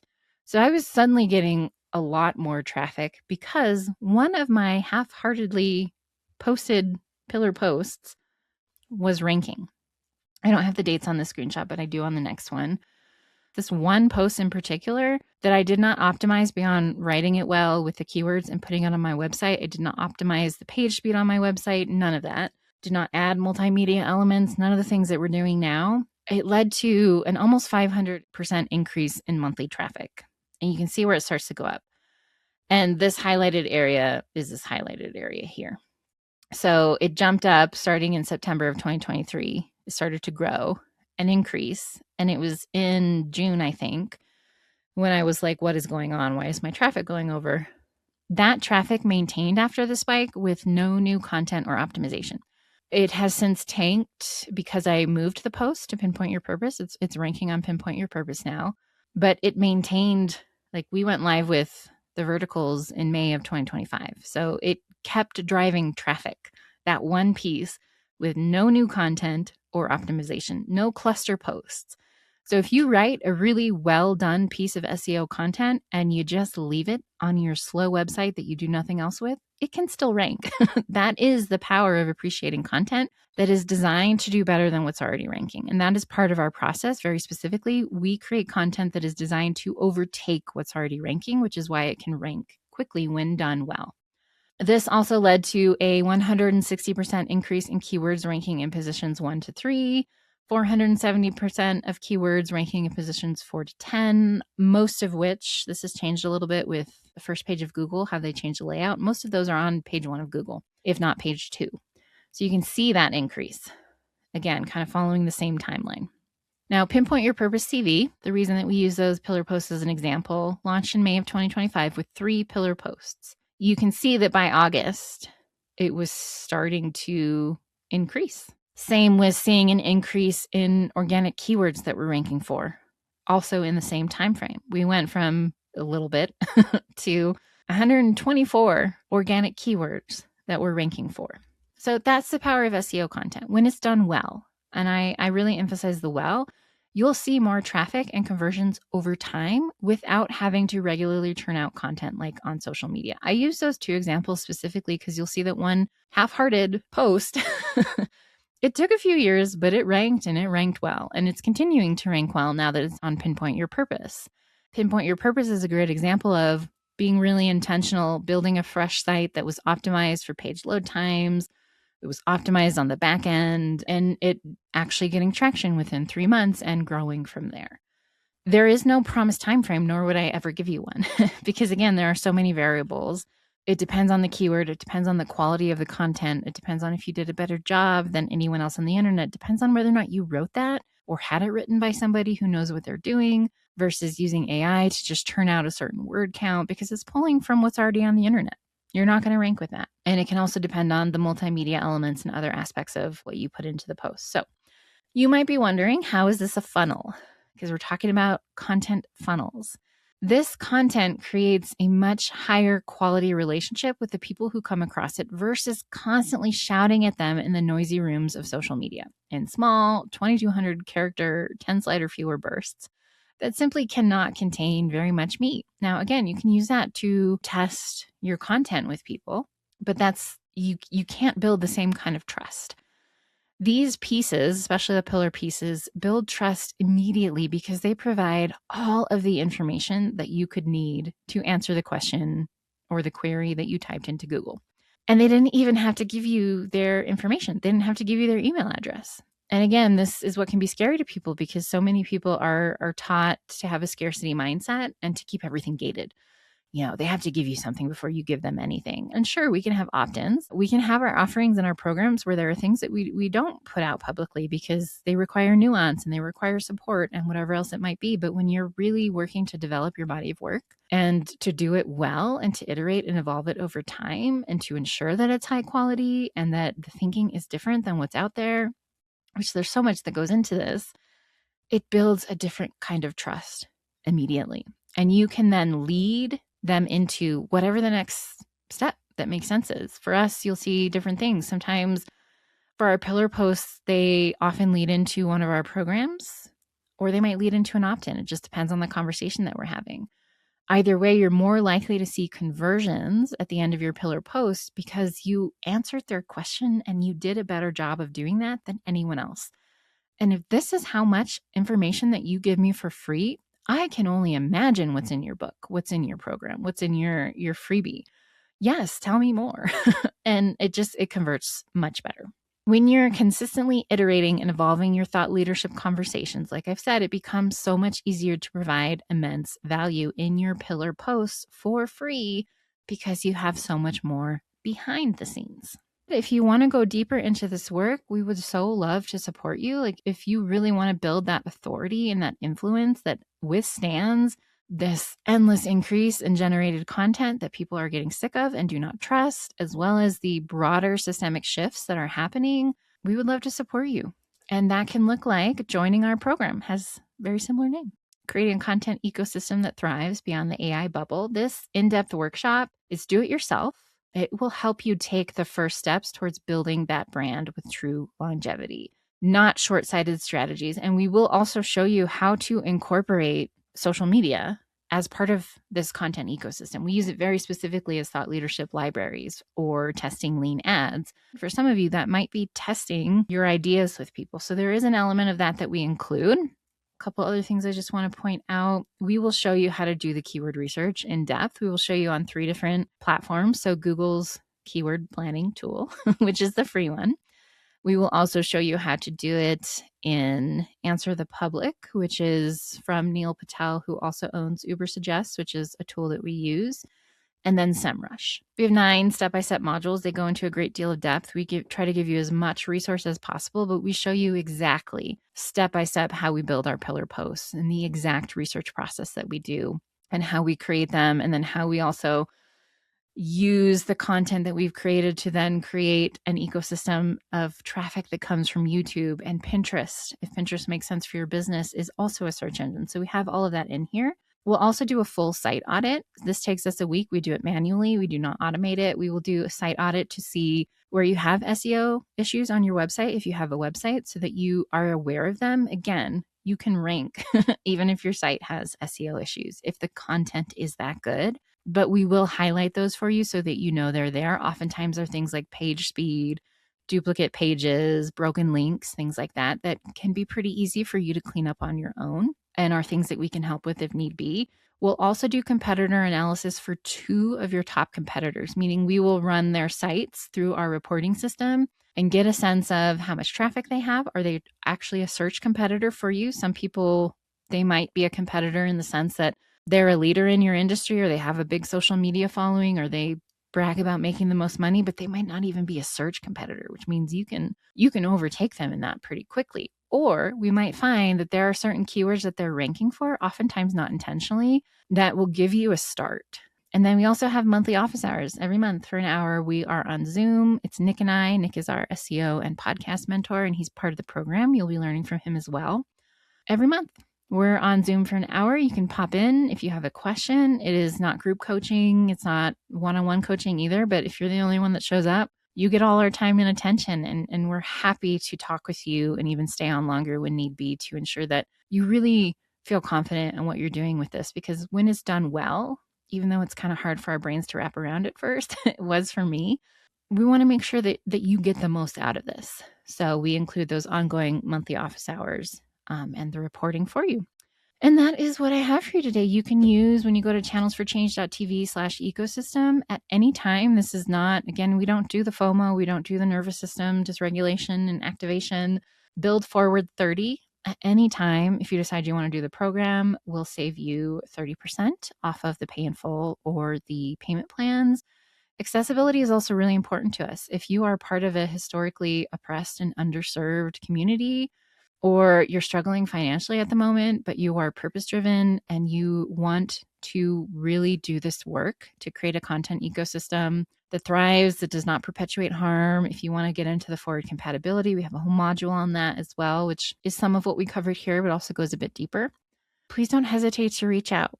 We will create a custom payment plan for you, a custom price point for you. The only time we won't do that is if what you're doing is not serving the world in a good way. So please do not hesitate to get in touch with us. And I would love to hear your takeaways, positive or negative. Like, what activated you? What was hard to hear? What expanded your thinking? What ideas popped into your mind when we were talking about the systems thinking and forward compatibility? And what are you excited to implement? I would love to hear any and everything that you want to share. This conversation is just really near and dear to my heart. And even if you're not ready or don't need to go deeper into the work with us, I would love to hear from you and I would love to support what you're doing. So let me know where you're at with it. Let me know what questions you have, where you feel frustrated, where you don't like what I said, all of it. I am here and open to receiving it. And I really appreciate you being here for the full conversation. If you made it this far, even past the little pitch, like, I just think that this is really important work that we all need to do and is not easy. And so you're not alone if this feels just overwhelming and different and uncomfortable, because I believe it does for everyone. And it certainly still does for me at times, because it requires a constant reevaluation of our work and what's going on in the world, and whether or not we're truly in integrity with the ways we say we want to help people. And systems thinking often reveals for all of us, myself included, it has, that we might not be. We might actually actively be upholding the very harm that we say we are helping our clients heal from or thrive around in spite of. And that can be difficult, but it is really, really fruitful when you dive into the work. So thank you for being here. I appreciate you so much. And I look forward to seeing what you do with all of this.